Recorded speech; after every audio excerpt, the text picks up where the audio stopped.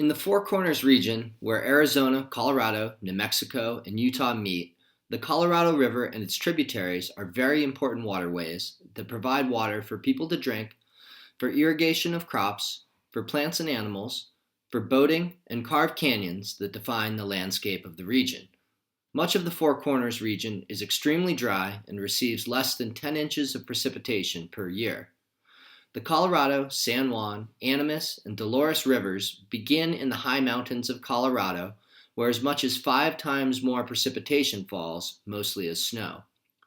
As the snow melts during spring in the wetter, higher mountain areas, rivers carry melting snow to drier parts of the region.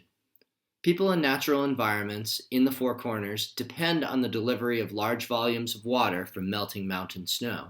Over the last 120 years, 2 important aspects of the Colorado River have changed. One change was driven by the construction of dams in the Colorado River basin. The other was driven by changing climate and weather patterns.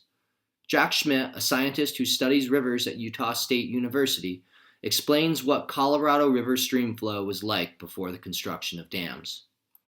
The Colorado River is a small river by national standards. And it carries a modest amount of water, primarily transferring melting snow from the Rocky Mountains across the Colorado Plateau and down to the basin and range.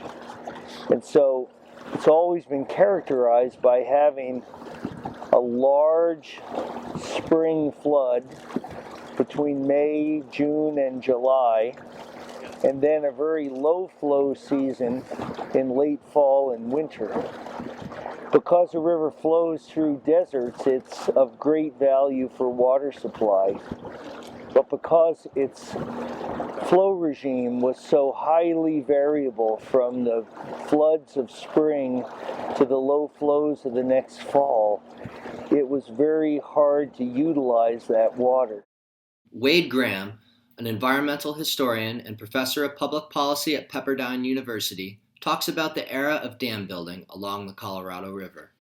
So starting in 1902, they began systematically building dams on the main stem of the river. They started down lower on the California-Arizona border, building big dams in order to divert water out of the basin to cities in Arizona, cities in California, cities elsewhere.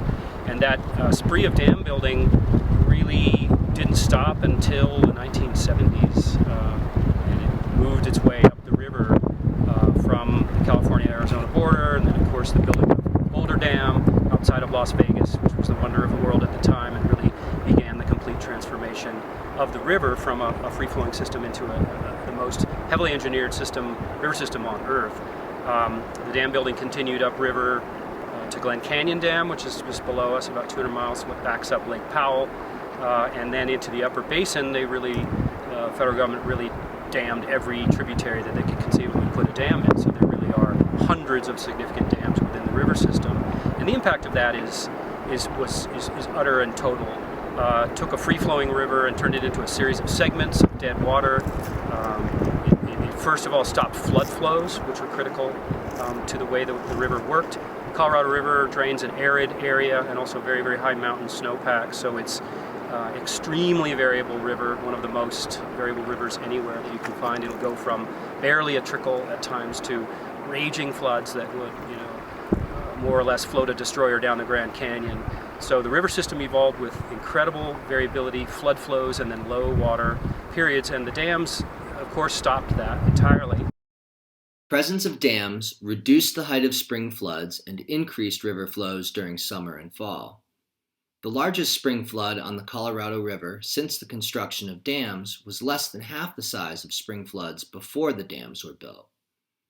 While the building of dams greatly altered the seasonal patterns of flowing water, changes in climate over the last 100 years led to reductions in the total volume of water flowing in the Colorado River, and further changed seasonal patterns of river flows.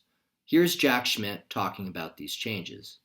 Researchers who study climate change and climate science of the Colorado River have demonstrated that the low flows of the 1950s were related to an unusually low period of precipitation. but not so with the most recent drought of the 21st century. It is strongly affected by a warming climate, and the precipitation has decreased relatively less, and the cause of the decreased runoff is a warming climate that increases evapotranspiration in the mountains. The vegetation lines are climbing up the mountains. You've extended the length of the growing season in the watersheds, and the upland watersheds are just drier. And so the amount of water that runs off for the same amount of precipitation is decreasing. And so the 21st century drought, the conditions that we've been in for the last 20 years, is a historically notable drought that is significant over the last 1,000 years. And it's only partly caused by precipitation. It's largely caused by a warming climate.